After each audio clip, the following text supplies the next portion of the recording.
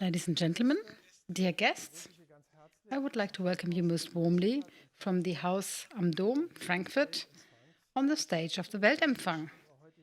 Connected with us, we have the following guests, Professor Emanuele Coccia and Jorge Freire. Welcome, welcome, dear colleagues, and welcome, ladies and gentlemen. Our subject today is called Strengthened by the Corona Crisis, Finding a New Balance. Together with my guests, we'll talk about social and political consequences and possibilities, not only for us, but also for the next generations. We will not only talk about the corona crisis, but also about other crises, which probably have been pushed into the background, like the climate crisis. Because everything is interlinked.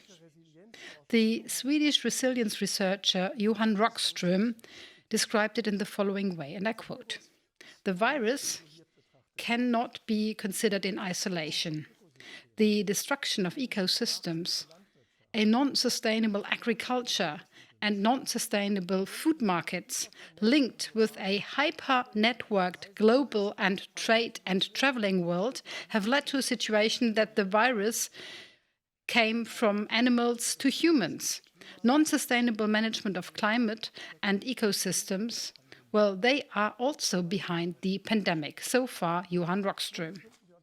Now, obviously, we are in the middle of a second wave of the coronavirus. How strong it will be, we don't know yet.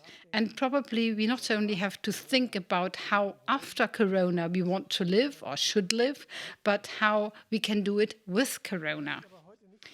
Today, I don't want to focus on the measures that directly lead to stop the virus, but rather look into the root causes and their prevention and what we can learn from the corona crisis.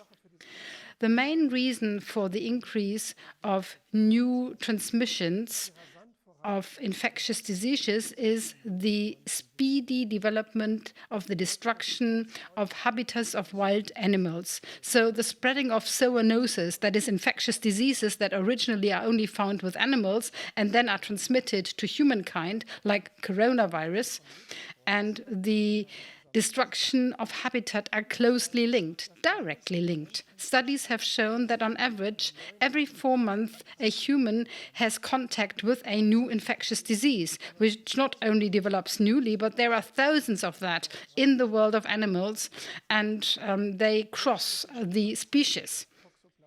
Examples are toxoplasmosis, anthrax, rabies, SARS, Ebola, and HIV, the source of it. Ladies and gentlemen, you can see the corona pandemic need not be the last pandemic of its type, because these dangers continue to exist. The transmission risk of diseases increases with more interference in ecosystems that were untouched before, primarily of primary forests. Contacts of men and animals are favored in that way. The loss of biological diversity is as dramatic as this. Instead of heterogeneous forest structures, homogeneous agriculture is carried out. And the interaction of loss of biodiversity, change of the environment, and diseases is there and have enormous consequences. Well, globally, we see massive economic and social restrictions. We accept them in order to contain the coronavirus. We are not prepared to stop the climate change in the same way and with similar measures. And therefore, the development and the onset of new diseases will go on. The society and scientists mainly know that the environmental change and corona have the same basis, the same reason, our Western style of life. It's our consumption of resources, of energy, our food consumption of meat and dairy products. All this is a reason that there is massive interference in global flora and fauna, especially tropical rainforests. This destruction of tropical rainforests, according to studies of scientists, every year destroys 5.5 million tons of CO2 and emits them. And on the other hand, with deforestation, there is less tying up of CO2. In the world, the CO2 emissions have dropped a bit during the corona crisis, but 8% for 2020, that's very small in terms of a reduction. The energy consumption, because of individual traffic, is only a small part of the problem.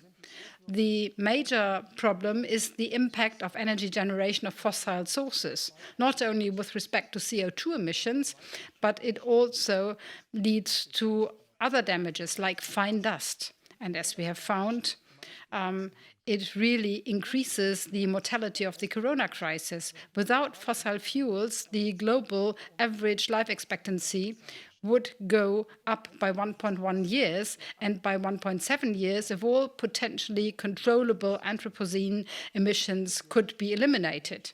Here, it's also true. Humans live in a defossil world, more healthy and longer. So we need to become active, and many regard that a problem. The concepts and technologies are there. The same also the willingness among major parts of the population, even in the economy. Our subject today is strengthened by the corona crisis, finding a new balance.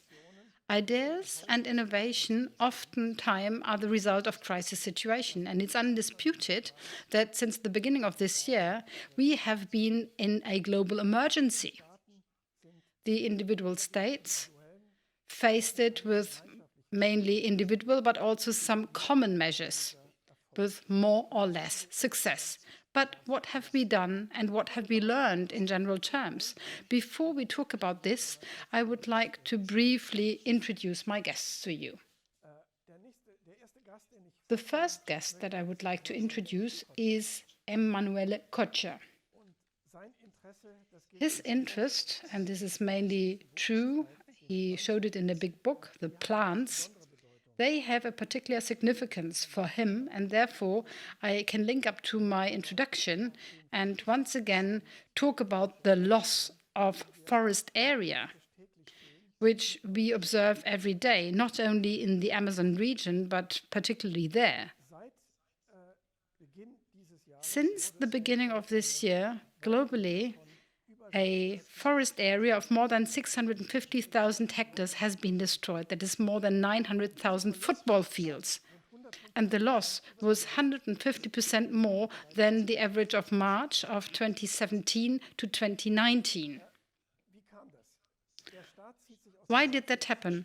The state withdraws from the protection of forests. There are illegal cuttings of trees.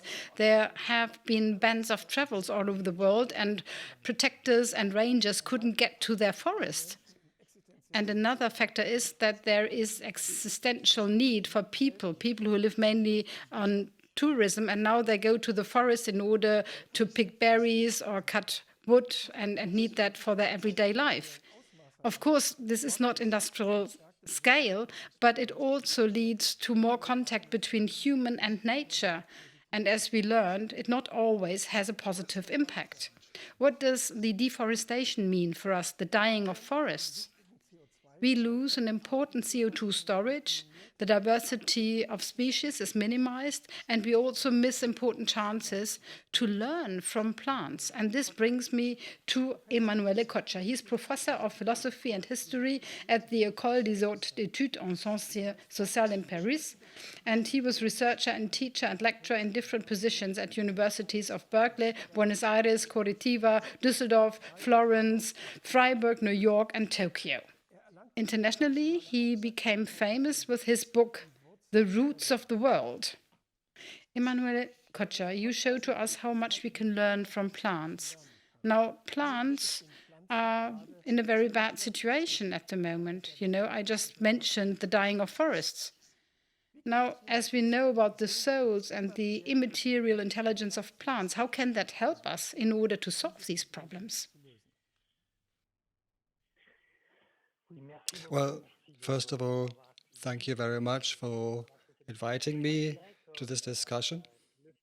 I would say that the first step is to not think that the idea of plants just poses itself somewhere elsewhere, which is very remote from us, for example, the Amazon or Australia or something. The first place where plants are suffering from our intelligence, artificial intelligence, is the cities. So this is where we have to interfere and to address this just on our doorsteps, beneath our windows, because there we also have plants, we have trees which are being abused.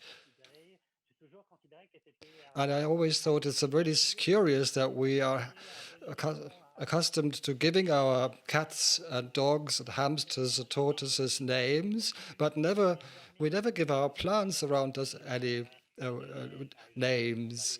The plants which we find in our streets, for example. Sometimes these are trees which are 200, 300 years old. They are much older than we are, but we don't give them names. And we don't think they are worthy of getting a name. And why is it important to be interested in trees, which are so close to us? There are really three reasons. First of all, it's important to not think of nature as being wild, extreme, non-human.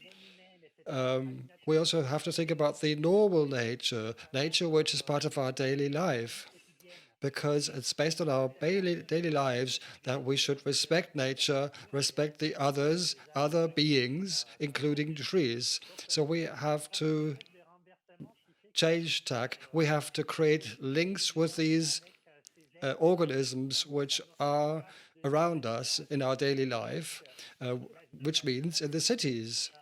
The second point is that we've always thought about cities as a completely stone-based place.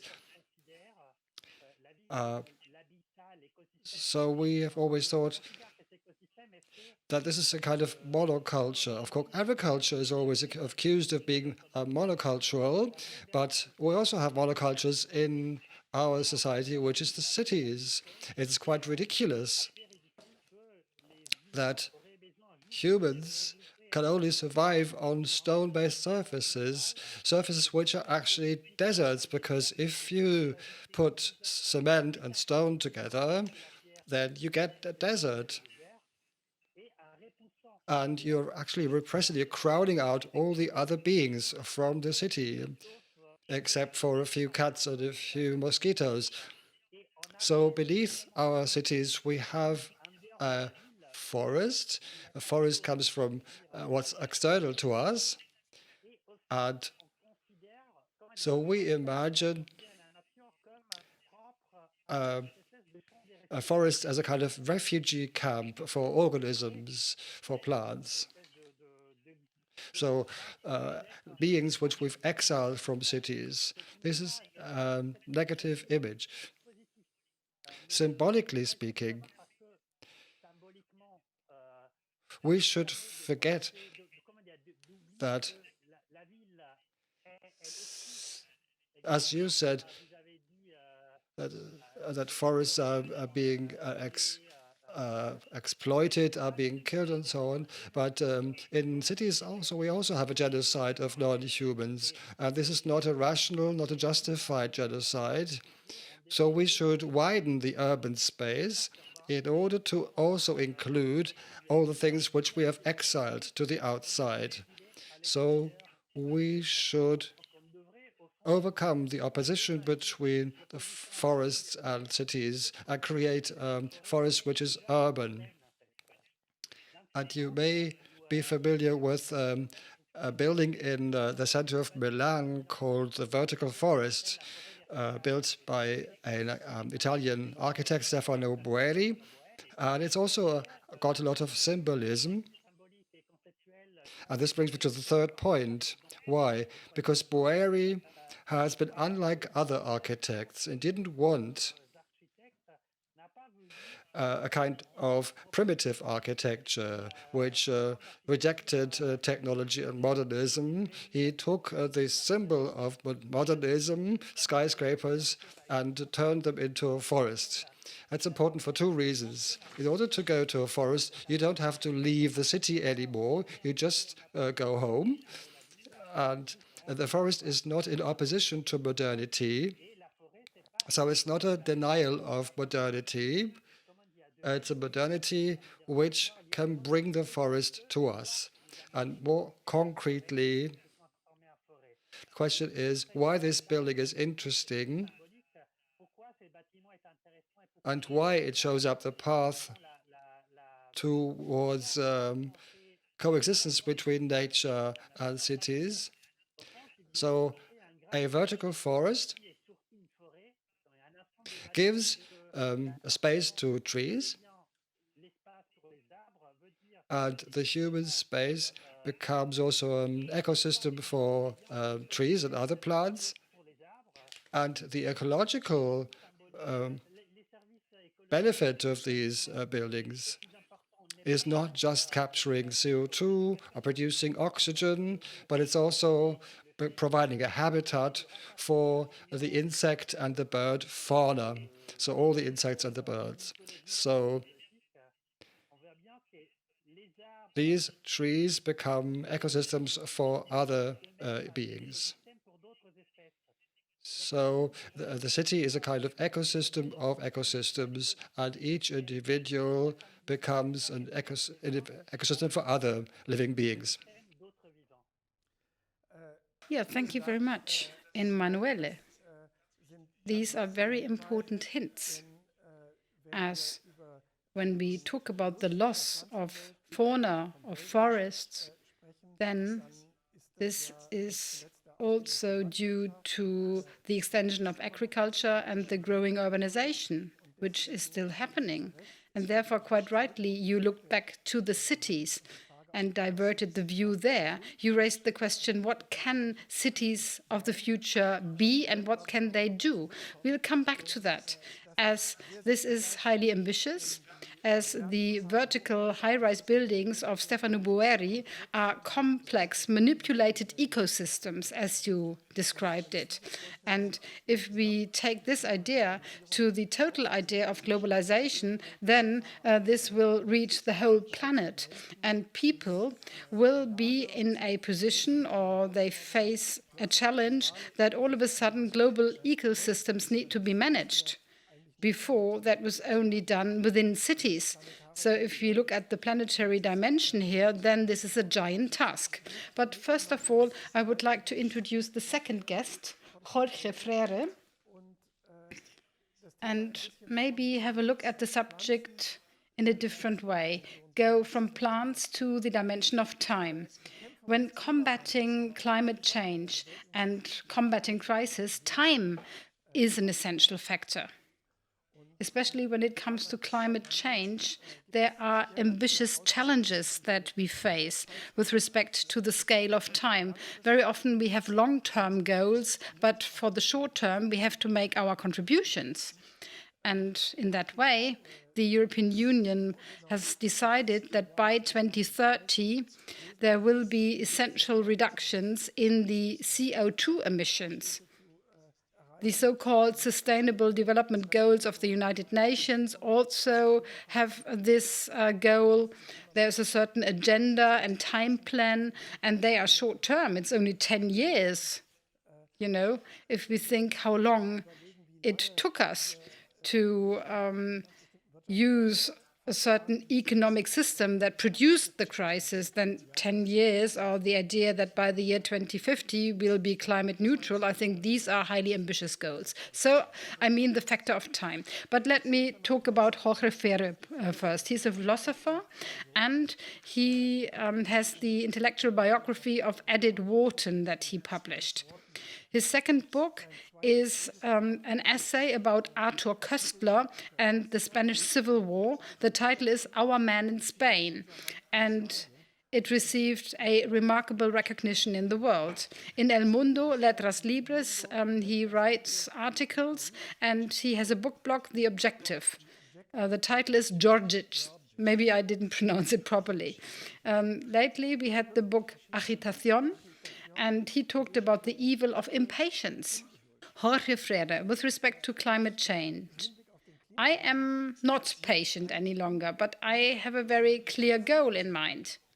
From the corona crisis, we have learned that Fast and appropriate action is not only necessary, but also possible.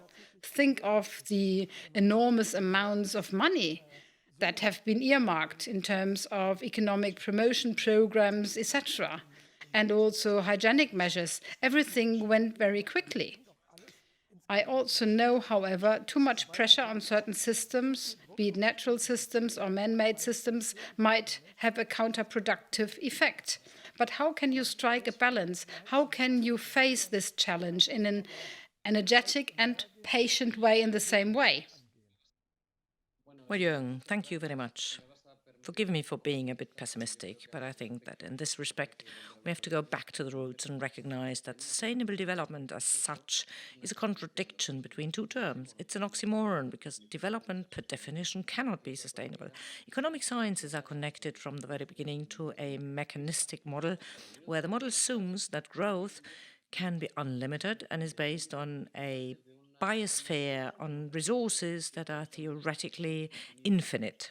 We know that this is not the case. We even know that the sustainable development we refer to in our GDP very often does not reflect reality in the cities, but we still know that it is a contradiction and an antonym to sustainability.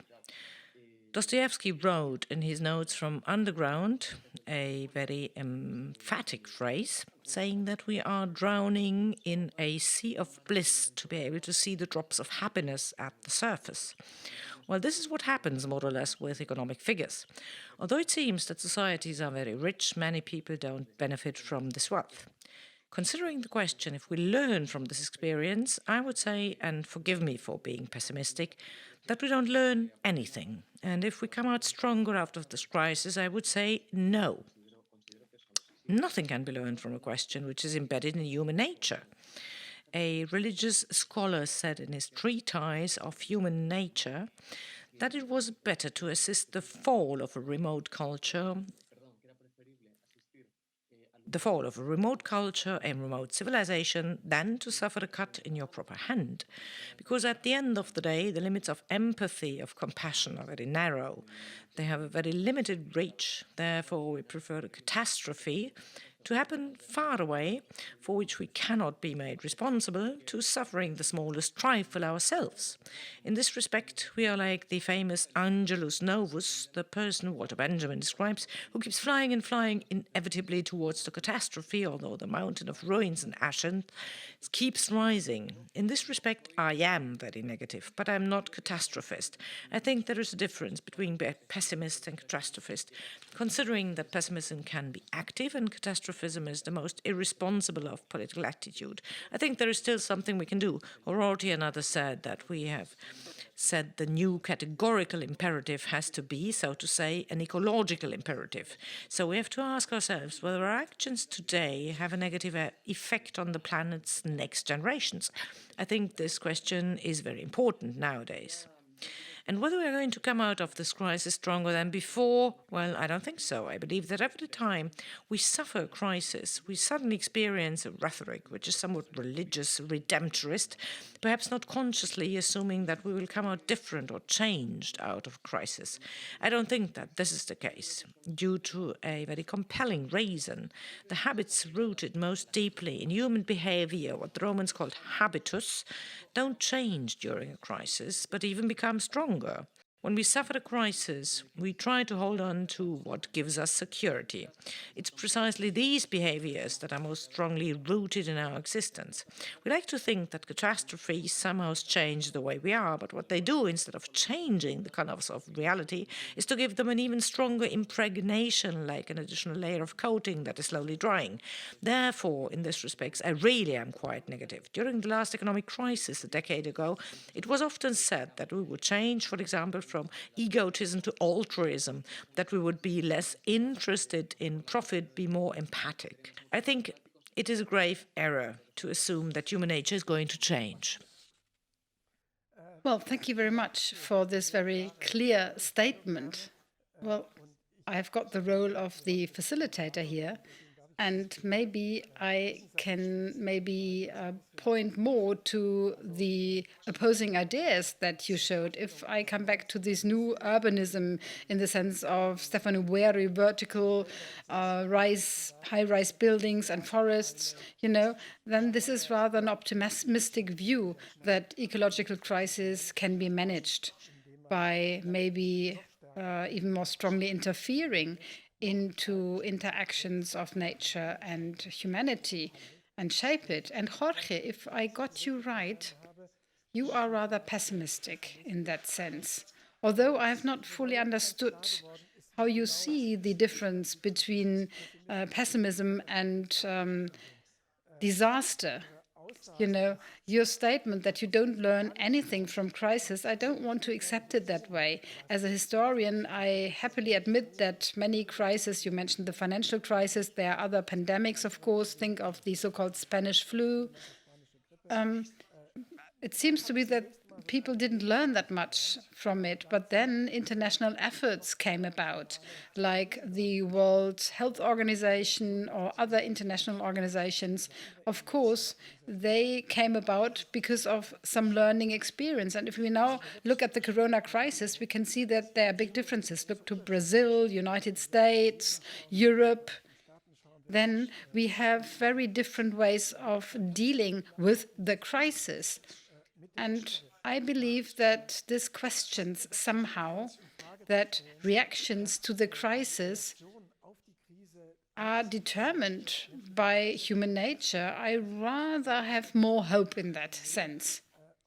But whether this hope really means that you create new cities, whilst seeing that the tundra is burning, the forests in California burned heavily this summer, the Amazon region is deforested.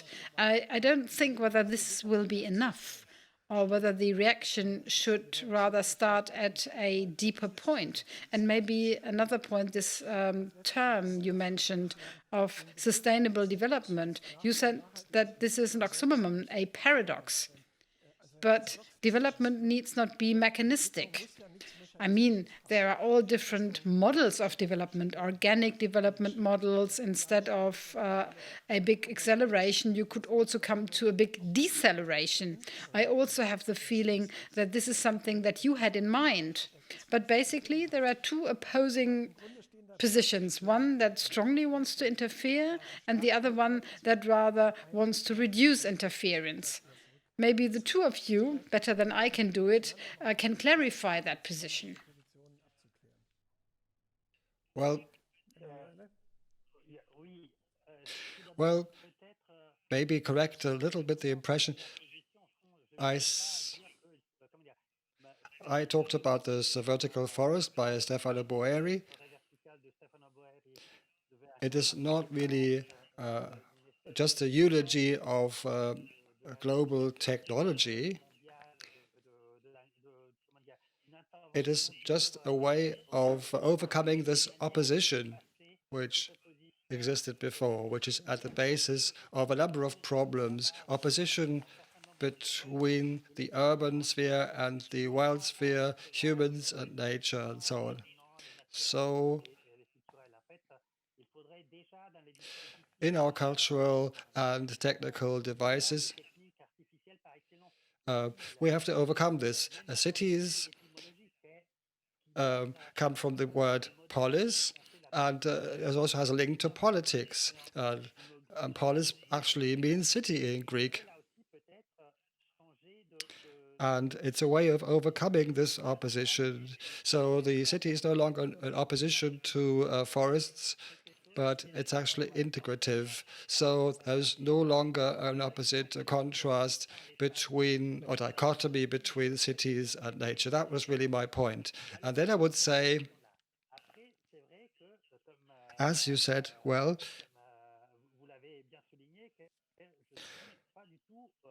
I'm not at all in favor of negating technology or negating modernity for 2 or 3 reasons. First of all, we have to beware when we think about a mechanistic model of absolute growth, because then you put elements absolute, which are global. It is really a movement which is more complex and more heterogeneous. And inside it, you could say that it doesn't really make sense to talk about capitalism because the American capitalism has nothing to do with French or Swedish capitalism. So we are looking for pragmatic solutions there. And condemning modernity would create also a neocolonial situation. Why? Because if we say, as European citizens or North American citizens, to stop the production of fridges, of washing machines, or cars, this would mean that we tell the other populations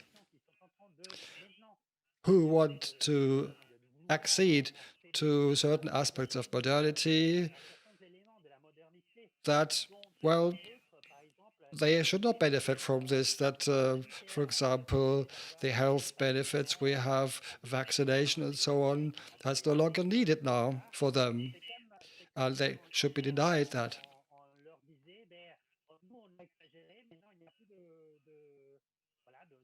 So these are important resources, and they have to be brought to a global level. And we are don't intend to make all these other populations go back to the previous stage. And someone said,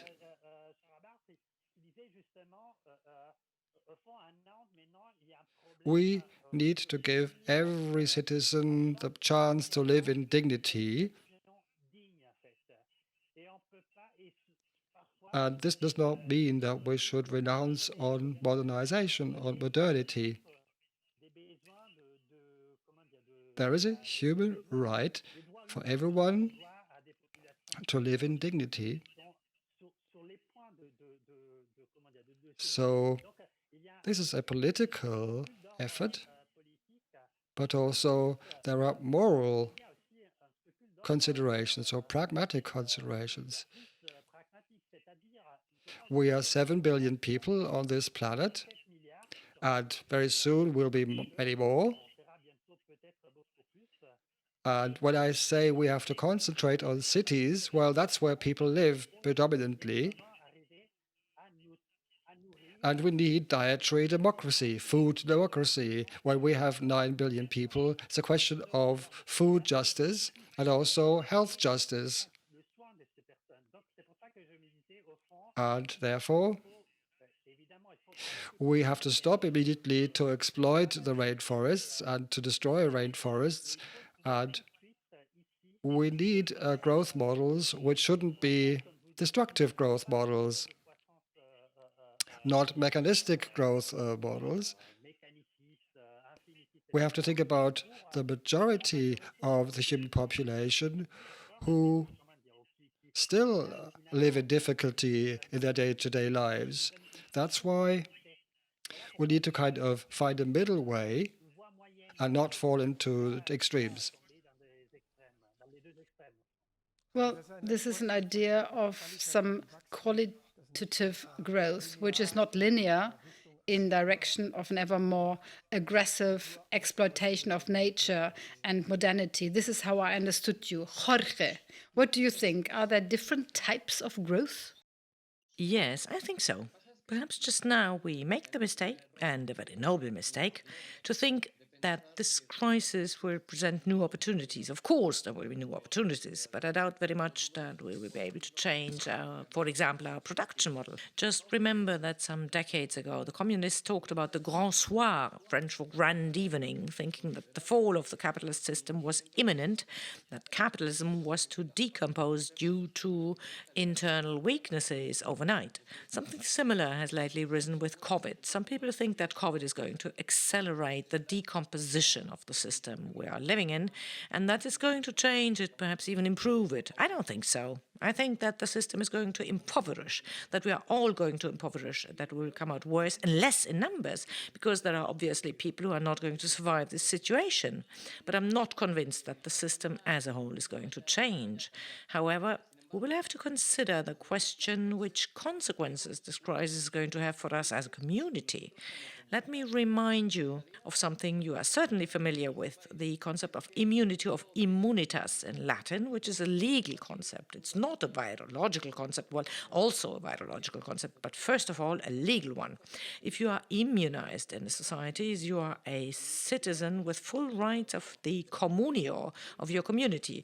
So the Romans, based on Roman law, said that without immunitas there is no communio. Without immunity there is no community. Something this crisis has shed light on is that perhaps we have to abandon our idea of liberty and individuals, which has been predominant in capitalist societies. If I, for example, act negligently and decide to get the virus because of acting irresponsibly, this does not only affect myself, but also the persons around me. In other words, we are not autonomous subjects like on an island, but subjects in relation with others. And our liberty, in some way, is always closely connected to the liberty of other people. I believe that this should give us food for thought, because the vision we have of human beings is going to determine, or at least influence, the vision that we have of our societies. But, and I insist, there are learning effects also in the crisis. Let me assume the role of sciences. Many people in freedom, in democratic societies, decided to accept restrictive measures for a certain period of time, fighting an invisible virus. And you, as a layperson, don't know that much about it. You trust experts, medical doctors, scientists, and you also trust in this type of expertise. I think, different from the financial crisis that you mentioned before, it's a phenomenon that really shows that democratic societies are indeed in a position to react quickly, to learn quickly, to give a voice to science. And people who are concerned about other crises, like the climate crisis I mentioned at the beginning, loss of the biodiversity, this gives hope to those people that here also we can do something against these risks. I mean, the risks and dangers are far away. The Amazon region is far away. But there is the hope that we can also react here. It doesn't mean that the whole system has to disintegrate. And as soon as we have the vaccine and medical drugs, then the danger might occur that we forget about corona, apart from all the debts we have raised. And it will cost us years to overcome the economic problems. And therefore, this discussion is so important, so that we keep it in our collective memory. And I think there are historic examples for that. Think of last pandemics like the plague in medieval time. I mean, there were horrible, irrational reactions to it. And then also there is a coming to terms with what value the human life has. Think of the great literature of Renaissance, Decameron, Boccaccio, and others, those that processed such a collective memory. I mean, there was not only forgetting, but particularly when dealing with the shaping of our world, the artful representation of the world, the scientific representation of the world, there is some digestion of that experience, opening up new ways. So I try, so to speak, to encourage you to come back to it. And let me ask the question, what's the difference between pessimism and cataclysm? And how can we move away from this paralysis in perceiving the crisis? Jorge, I would like to ask that question to you. I think that in the first place, we perhaps have to avoid an error which is quite frequent, to draw a moral lesson from extramoral circumstances or circumstances that are based on different motives. You have mentioned the plague, well, not only the Black Plague, but also all plagues in history have been accompanied by pogroms, because people always tried to find a cause and, most of all, a culprit, someone who was responsible for this evil. On many occasions, societies have tried to explain that it was due to an ethnic group, for example, the Jews, but in some cases, it was all punishment for societies who had committed the sin of opulence, that somehow had reached a level of prosperity and wealth that had angered the gods. Well, this has recently come up again by persons saying that we are living beyond our means, and that nature has taken revenge, or that even Gaia, or Gaia, that is the earth, has somehow produced antibodies against this invasive species, this virus, which is called mankind. Let me refer to a famous sentence by Susan Sontag and her illness as a metaphor.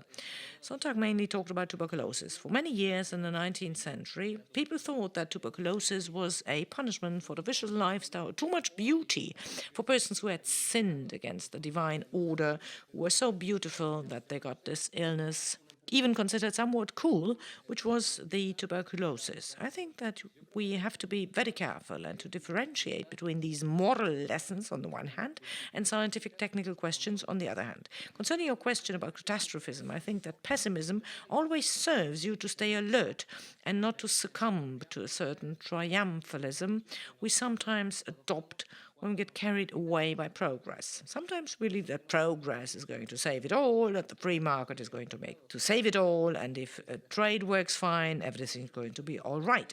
To stay alert against this background, this is what I call pessimism, to keep your eyes and mind open. Catastrophism, on the other hand, is a very infantile attitude. Catastrophism is a passive attitude, which means to lay down in the meadows, to rest on your laurels, to interlock your hands behind your head and simply wait for the certain catastrophe which is going to come in order to meet your prejudices. That's why I mentioned the grand evening, this communist concept. This virus is a Rorschach test. A Rorschach test in which everyone projects his obsessions. Some think that parliamentarism is going to disappear. Others think that capitalism is going to die, or that this government we dislike is going to lose its mandate, or that we're going to have another one we like more, etc., etc. Well, the truth is that unfortunately the world does not follow our moral imperatives. I think this was a good explanation. Thank you very much, Jorge. A warning against technological triumphing and also against moral lessons. And the example of the plague is a very good example. But I think we have progressed more. We see the causal interaction, and it's not monocausal, but systemic. We live in complex systems, and to analyze those, to understand those, this is really difficult already, and we live to see that in the corona crisis. If we have one vaccine that could solve all the problems, that would be wonderful. That would be a wonderful technological solution of the problem, but we have to change our behavior, our attitude, our working world. You know, it's multidimensional and so complex, but also this seems to be something that probably shows us how we can behave in case of other crises. Not one-dimensional solutions that can replace one system by one other in one strike, one mentality replaced by another, one technology replaced by another. No, it's rather a complex interplay of different factors. Emanuele, goes that in your direction as well? As you know, what you can learn from plants in a city is that they not only vegetate just on their own in the flower pots, but they are part of the ecosystem, depending on what plants we plant in our gardens. We have bees or insects, or we don't have any. Plants in cities can really help us to have food security. And the world moves towards global urbanization anyways. So we have to think of this planetary scale. You underlined the connection between the concept of the city and polis, the political world. But what do you think? Also within larger cities, these local experiences, can they be extrapolated to a global scale? I mean, the pandemic is a global phenomenon. The climate crisis also. How would we believe in that? How can we behave in the discrepancy of the local and national and global scales and the different reactions of the nations to corona, and how can we extrapolate that to a global scale? Well, I think I would like to react to what Jorge just said. What's interesting and what's an important change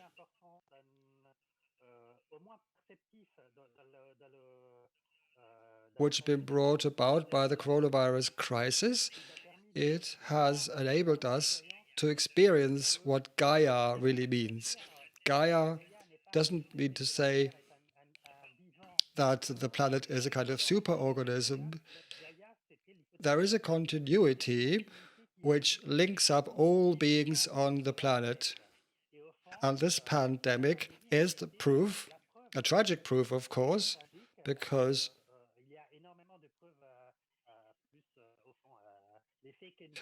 there's a proof of this continuity, and it's evidence, this pandemic, that we all live through other beings, and that our bodies are not insulated. There is a chain which links us all together, for example, to Wuhan in China, and something which could be deadly. So this crisis has enabled us to realize better that there is a biological continuity, so the local scale is never separable from the planetary scale. So what you do here, what is happening in a small village in China, can have a direct influence on Brazil or on the US, not just because globalization, but also because all living beings are linked up on the planet. And life is such that every one of us lives a life which other living beings have made possible. And our life is possible because of the existence of plants, because they produce oxygen for the atmosphere, so we can breathe. And it's the plants which capture solar energy. So this is what Gaia provides for all the others. So our life is also the life of other species. So there is a planetary nature of life, and the pandemic has made this clear to us, both the positive sides and the negative sides of this inseparability between all living human beings. And I would like to pick up on Jorge's words, and whether history can be changed by this pandemic. Well, of course there are changes, quite obviously.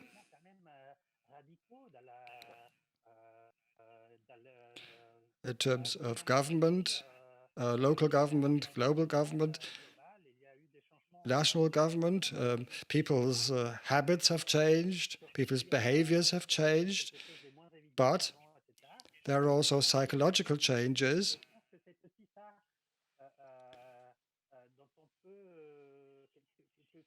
Or they are profound psychological changes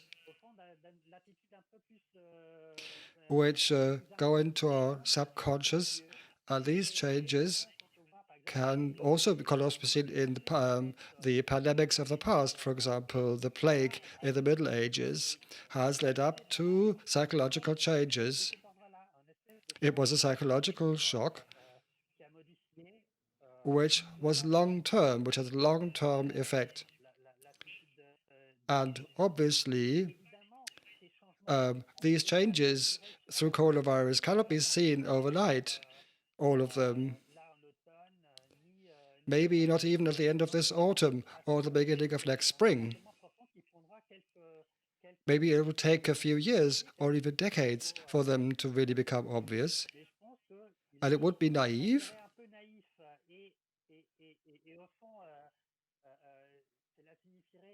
It would really be being blind if we denied that this crisis has affected or has created psychological changes. And everywhere in the world, there have been changes. It has a transcultural effect, and it's really rare to have a biological phenomenon which has a transcultural impact. And there are reactions which are not necessarily linked to a cultural context, to any local context. You're talking about scales, but it's a global event which has redefined cultures. Not just the Western culture, but also the other cultures have been changed. And it's interesting to see what's going on and also to react to it.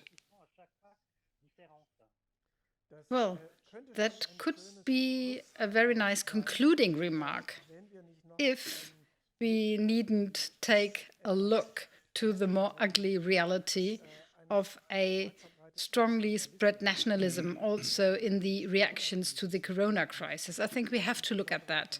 Particularly at the beginning of the crisis, at the beginning of this year, there was not even the solidarity among European nations we would have wished for. And for a long time, we have forgotten that this crisis not only attacks us in Europe, but also other countries, in Africa, in America. I mean, now it has become so visible. So the global perspective to the crisis probably has not reached the general awareness yet, as it should be, in order to trigger the respective reactions. There are some reactions in that direction. Europe has appealed to a higher solidarity and has started it. But what about global solidarity when dealing with the crisis? Jorge, your answer, is it pessimism again? Yes, of course, Jürgen. I think that this solidarity in reality has to do with what one has suffered personally or some drama or something you have seen in others. This is something to bear in mind. Being pessimistic, I think that the behavior of European citizens, which has really been exemplary, is related to a very ancient mechanism going back to the beginning of modern times, and which is explained very well by Thomas Hobbes, who stated in his Leviathan that fear is the best catalyst for social cohesion or social regulator. If you want a society to behave in a reasonable manner, the best way is to install fear in its citizens. I'm sure that we have behaved in a scrupulous way, for example, by respecting the lockdown rules, because simply we were terrified. This brings me back to my pessimism. I liked what Emanuele just said about the question whether this is a global question, and you have asked the same, Jürgen. I think that looking at these evils, many of them will always be global in the future, even beyond meta-globalization and neo-capitalism. There is a city in Spain called Toledo where the front side of the theater shows a phrase I like very much: you know people by their culture. In my latest book, I take the view that today there is only one culture, one unified global culture, which is the culture of agitation. Levi Strauss said 60 years ago in his Sad Tropics that there was a manufactured culture, a, so to say, industrially produced culture that was starting to spread around the world. I believe that 60 years later we have reached the top of this unified culture. It doesn't matter how far you travel, with whom you are, you will always find the same opinions, the same positions concerning life, and more or less the same cosmovisions.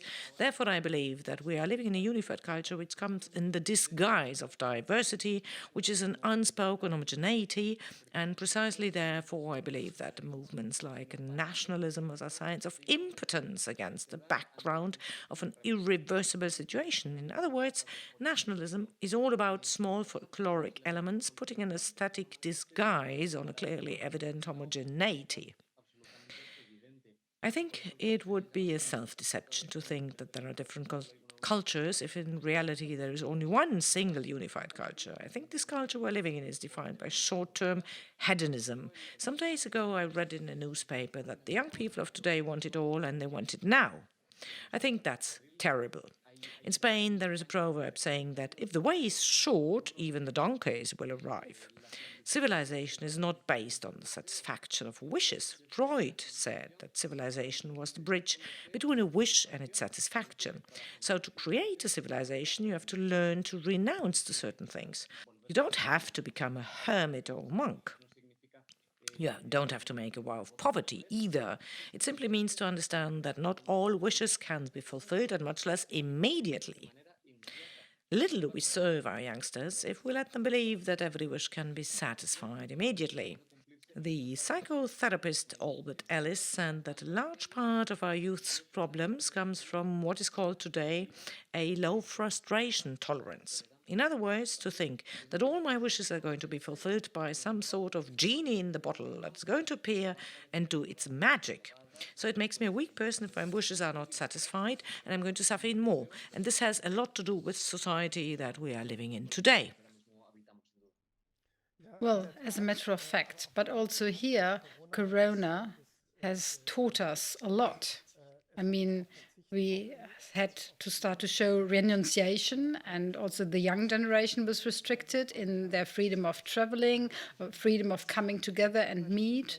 And maybe this is a lesson that we have to learn. And the last question that is still there, and we can't answer it right now, is it whether at a higher level, at a global level, we can reach such learning effects.